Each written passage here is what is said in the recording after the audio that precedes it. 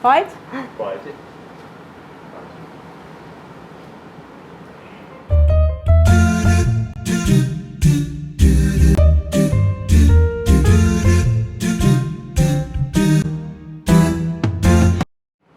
Primeiramente, sejam muito bem-vindos ao nosso canal Fenômenos Nadalógicos. Eu sou a Gabriela e hoje nós vamos falar sobre escolhas. Segundamente, eu sou a Nayara e já vou trazer de cara uma pergunta para a Gabi. O que nos trouxe até aqui, Gabi? Essa é a pergunta de milhões, né, Nayara? O que fez a gente chegar aqui nesse momento e estar gravando isso daqui e começar com esse projeto, né? Eu acho que é muito interessante a gente começar falando disso porque a gente está falando da nossa história. E essa história é uma história que traz muito de quem nós somos e de uma percepção ao longo de uma vida inteira, acho que desde crianças, e a gente se conhece já tem algum tempo, e a gente conversa sobre isso e se identifica nisso. Desde criança a gente percebe que a gente não consegue encontrar com tanta facilidade os nossos pares, os nossos lugares, os nossos espaços e se identificar tanto com aquelas caixinhas ali e caber nelas. Então a nossa proposta aqui é justamente de criar um espaço em que seja um espaço que a gente sente que é nosso, que a gente construiu. Não sei nem se precisa caber, né, Nayara? Mas que é a gente que está aqui. Porque é justamente esse lugar do não lugar, né, Gabi? A gente não precisa caber em lugar nenhum. Mas, de alguma forma, a gente tem fome de pertencimento, né? A gente quer estar com o outro, quer entender que o outro está entendendo a gente. Eu acho que é essa inquietação que nos trouxe aqui. De perceber que a gente falava algumas coisas e que a gente não se sentia compreendida, não sentia que ali era o nosso lugar. E aí eu acho que ao longo do tempo a gente foi percebendo que, primeiro, não precisava ter esse lugar, mas, por outro lado, a gente também queria pertencer. E aí, faz como, né? Então, acho que esse espaço aqui a gente é psicóloga, a gente tem isso também em comum, mas é para ser muito além de psicóloga, né? Como você trouxe no início, né?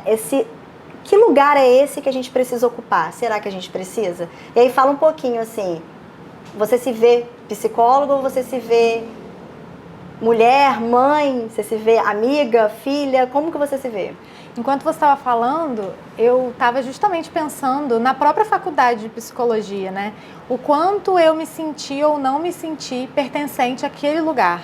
E, na verdade, quando eu me recordo, eu não me sentia pertencente ali. Mesmo que muita coisa fizesse sentido, no sentido do que eu estudava e do que eu aprendia, eu não conseguia me conectar com as pessoas que estavam ali comigo. Eu não sentia que isso era natural.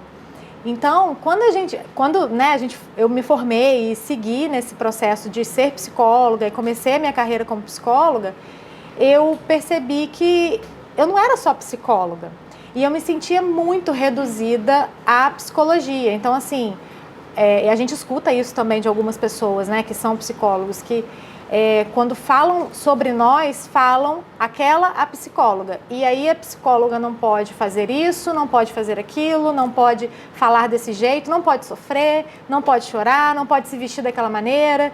E isso eu sentia e sinto um incômodo com relação a isso, que me fez buscar outros espaços e outras possibilidades.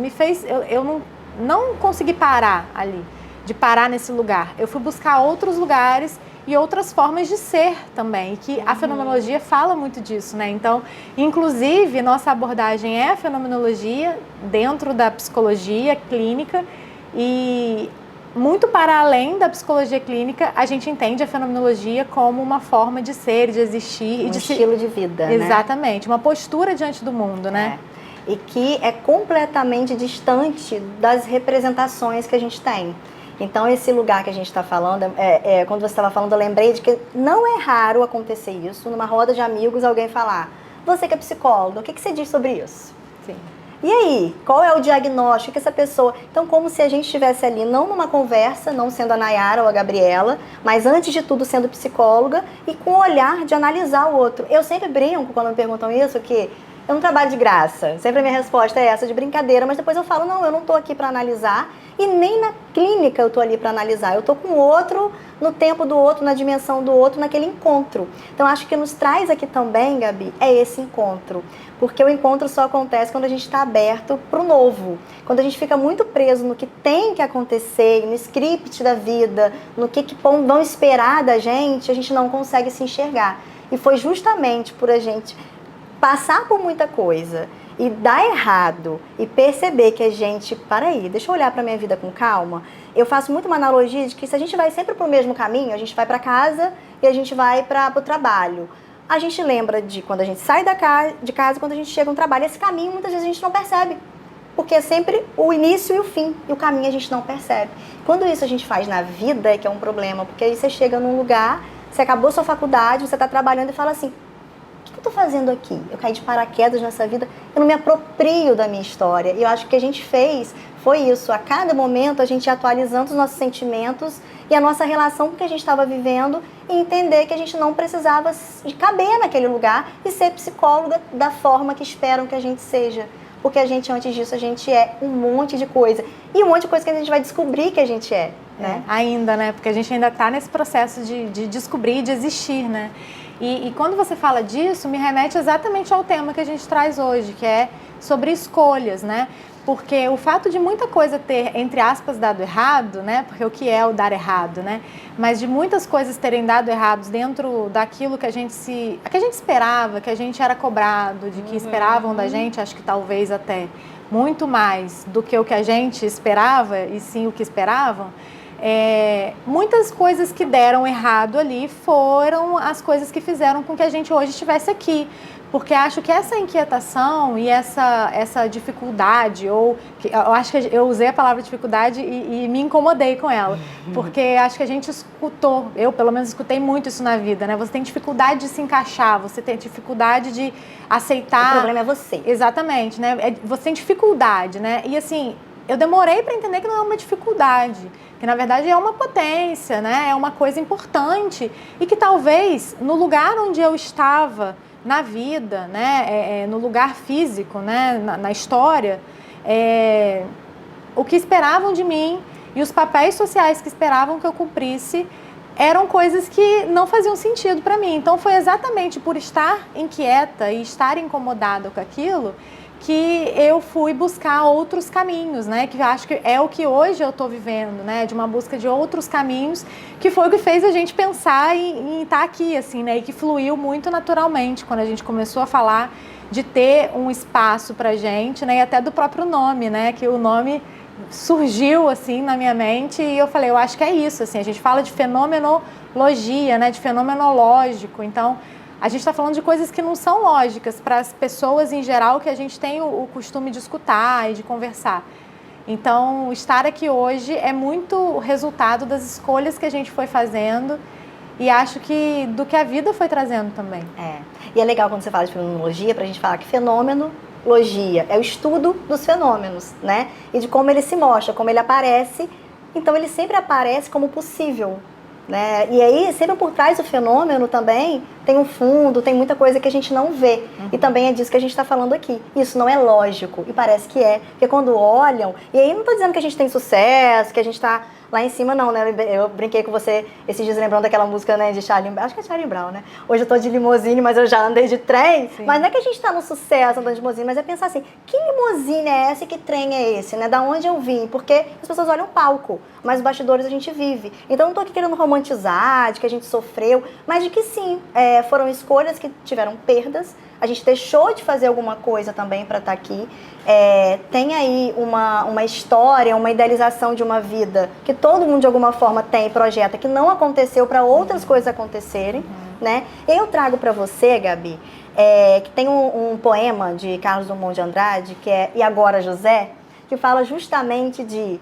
tem uma parte dele que ele fala assim, eu tenho a chave e tenho a porta. Não, eu tenho a chave e quero abrir a porta, mas não tem porta. Né? Eu quero voltar para Minas, mas não há mais Minas. Então, o quanto a abertura só se dá quando alguma coisa sai do que a gente tinha previsto, planejado. É esse dar errado, né? Sim. Então, eu quero trazer para você falar um pouquinho disso, já lembrando de uma coisa que veio aqui para não se perder, da Pepsi e da Coca. Não tá patrocinando a gente, por favor, se quiser, estamos aqui. Mas assim, o quanto que a Coca só surgiu, a Pepsi só surgiu porque faltou Coca. E aí o que eles entenderam ali, né? Surgiu, que eu digo, a propaganda deles, né? Não que surgiu por isso. Mas eles entenderam o lugar dele ali, não tem Coca, tem Pepsi, pode ser? É o lugar da possibilidade. É o lugar do não tem, o que eu faço com isso? E eles cresceram com esse lugar da possibilidade. Então, né, quantas Cocas faltaram na sua vida para aparecer a Pepsi, e a Pepsi pode ser boa tanto quanto a Coca. Sim. O problema é quando você vai experimentar a Pepsi pensando no sabor da Coca, aí que dá errado, porque aí você não vê o novo, você vê o velho no novo o tempo todo. E aí, trazendo toda essa introdução para te perguntar, né, sobre Vitória, sobre sua ida para Vitória, que eu acho que tem tudo a ver com E Agora, Gabi, do E Agora, José. Sim, sim. E é interessante você ter trazido esse poema, porque dentre as muitas coisas que eu sou, né, que eu me permito hoje ser, e acho que durante muito tempo tentei negar que eu era, né, e para ser uma coisa só, eu fui atriz, né, porque eu fiz teatro muito tempo quando eu era criança, na adolescência, e eu fiz uma peça de teatro que era exatamente a peça do Carlos Drummond de Andrade, que era o E Agora, José. E você falar disso me trouxe, assim, memórias lá da minha infância, né, e de fazendo essa peça, e assim, de quantas coisas aconteceram ali. Eu lembro especificamente, né, de uma vivência familiar que eu tinha, que não era fácil, que era de muitos enfrentamentos, e que eu fazia as minhas peças de teatro e os meus pais nunca conseguiam chegar no horário. E era muito sofrido para mim eu começar a apresentar e eu ficava procurando eles na plateia, e eles não estavam na plateia.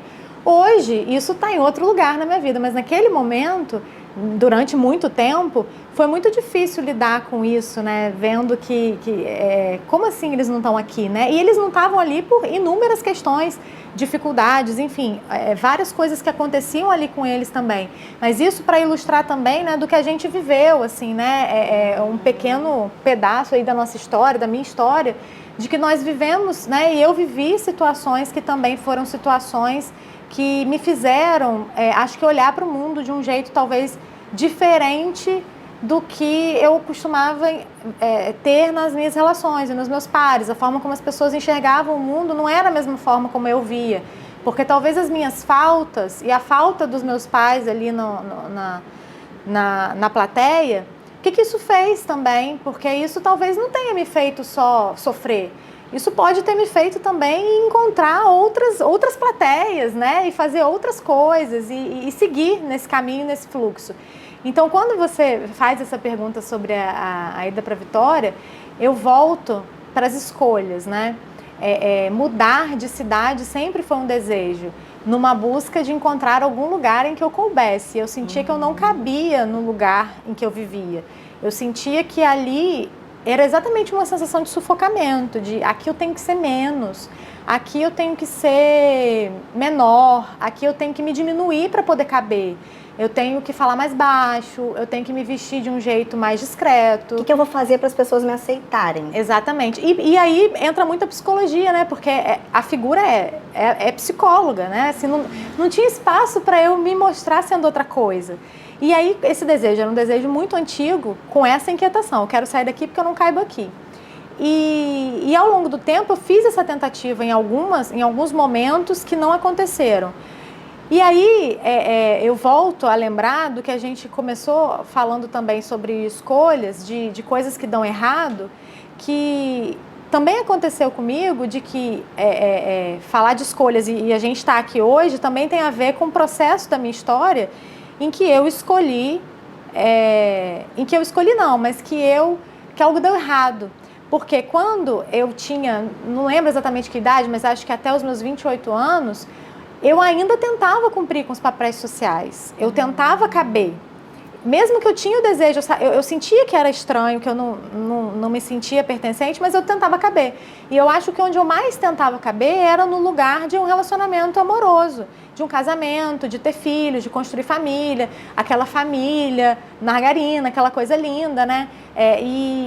E quando isso não ia acontecendo, porque eu não ia cabendo nas relações, porque eu ia conhecendo pessoas e as pessoas não conseguiam lidar eu hoje entendo que não conseguiam lidar com o meu tamanho porque não cabia mesmo, porque era difícil entender algumas coisas, ou porque talvez mexesse até com a própria pessoa, enfim, por muitas situações. E eu comecei a perceber que isso não ia acontecer na minha vida. Eu comecei a pensar, não, isso não vai, não tem jeito, não vou encontrar uma pessoa, né? E essa ideia de encontrar uma pessoa, né? E talvez você tenha entendido também que o problema era você por muito tempo mesmo, né? Muito, porque eu ouvia isso, né? Eu ouvia as pessoas falando assim, não, mas ninguém vai ficar com você. As pessoas, os homens não têm coragem de ficar com você, porque você é independente, porque você mora sozinha desde mais cedo, porque você tem sua carreira, e você faz isso, e faz aquilo, e vai onde você quer, e você viaja sozinha, e você, sabe, os homens não vão conseguir lidar com isso.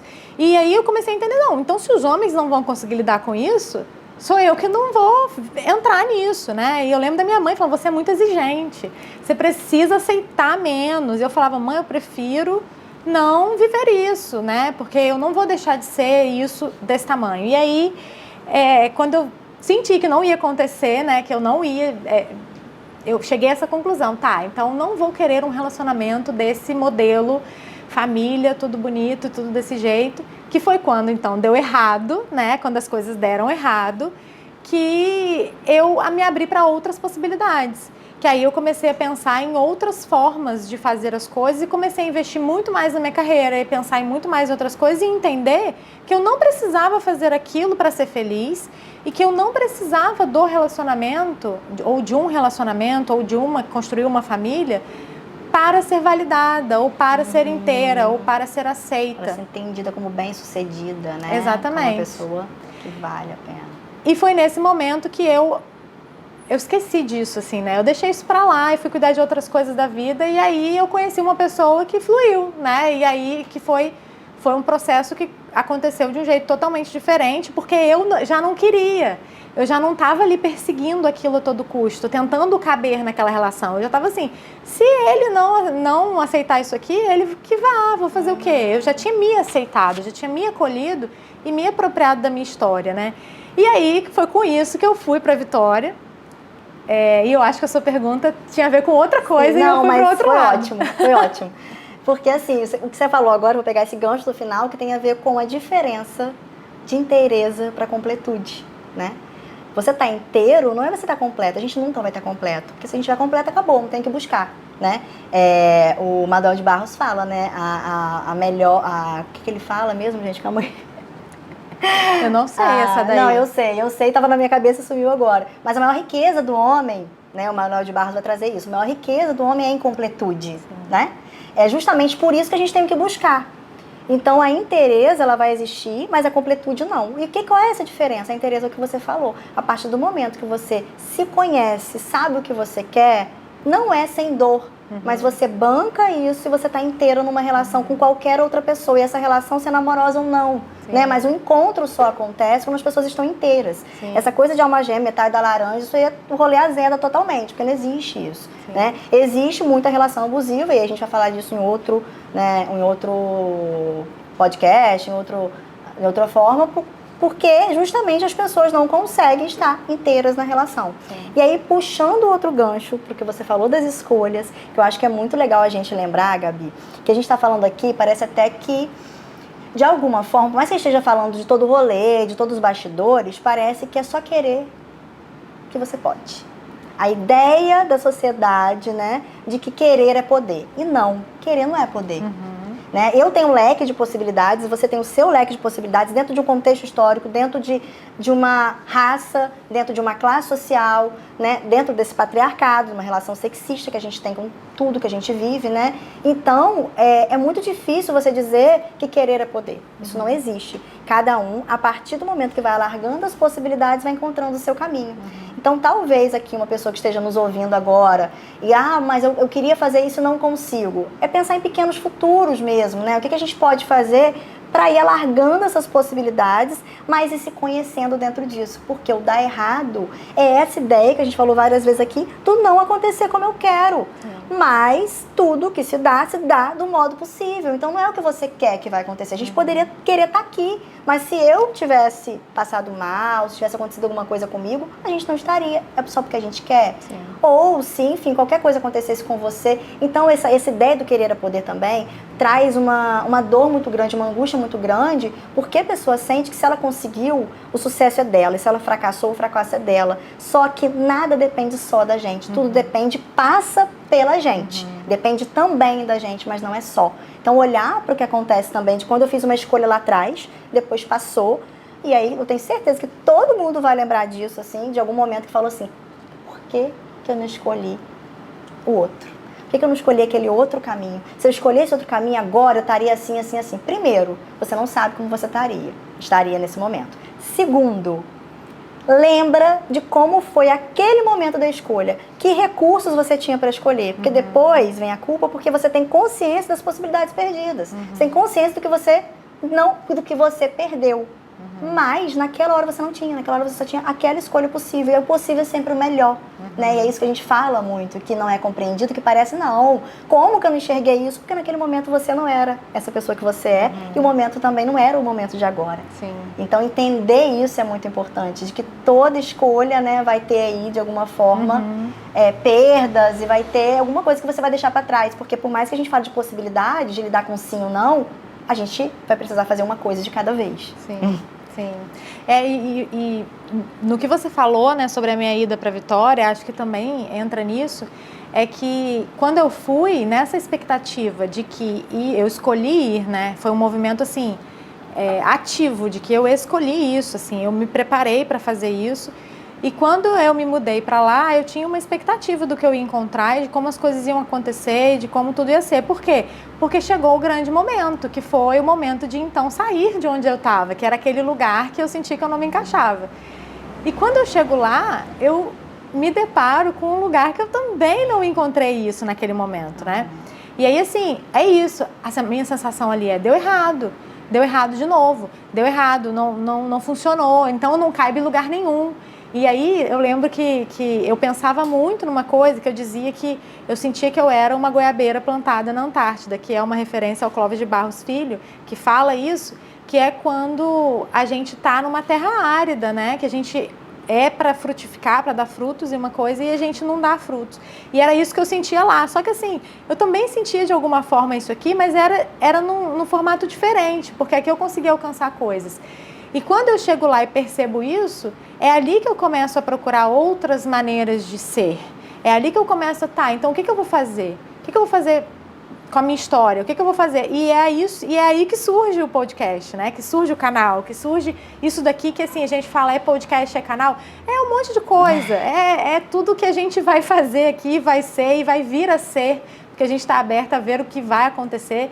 E que a ideia inicial era isso, foi assim que eu senti, eu quero fazer algo que eu vou me sentir, então, num lugar que eu vou sentir que é um lugar pra mim, assim, né? E te convidei pra isso porque eu acho que é nosso, isso aí todo o resto a gente foi construindo. Porque a gente sempre foi chamada de fenômenos, né? Por da fenomenologia, e aí tem toda essa ideia, né? Sim. Do que é. E, na verdade, todos, de alguma forma, né? Eu falo do ser humano, a gente é um evento humano. Porque se a gente entender que a gente é um evento humano, a gente entende que a gente é o possível daquele momento. E não é que a gente vai mudar o tempo todo, mas, de alguma forma, se você não tem essa liberdade de deixar ser e de descobrir o que a vida vai te mostrar pra você, perceber aonde você vai, que esquina você vai virar, você acaba ficando aprisionado a um projeto, ao que tem que ser, e aí vira um projétil, né, virado contra você. E aí o que acontece muitas vezes é essa pessoa que vai olhar pra vida e vai falar, caramba, nada dá certo comigo, eu não consigo olhar para o lado e comparar com pessoas que conseguem, mas não percebem que será que essa pessoa conseguiu depois de muita tentativa, ou ela percebeu que precisava desistir, porque também tem isso, né? Não pode desistir.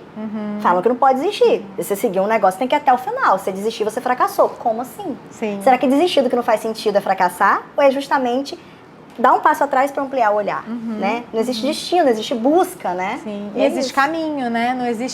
Não é destino, às vezes é caminho. O que a gente esperava que era destino é parte do caminho. Nesse processo de que a gente percebe que, acho que quando a gente tem essa sacada de que não é destino, é caminho, acho que é sempre caminho.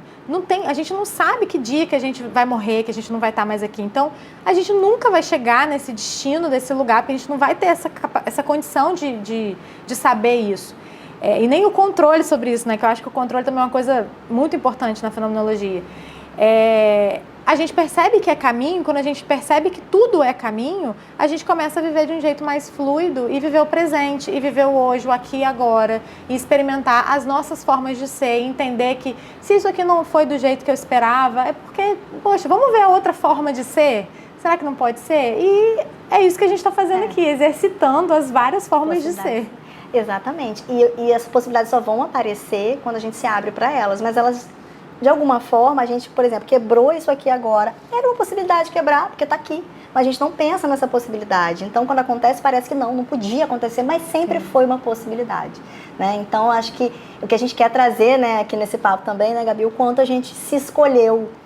E eu acho que não tem outra forma de se apropriar dessa história de estar inteira se não for se escolhendo, porque não tem ninguém que escolha a gente, se a gente não se escolher, né? Então, acho que esse encontro também é essa escolha de potências de afetar e ser afetado, e afetar quem quiser ser afetado e quem se abrir para isso, né? Sim. Então, vamos fazer um brinde ao nosso canal, ao nosso momento, a esse primeiro momento.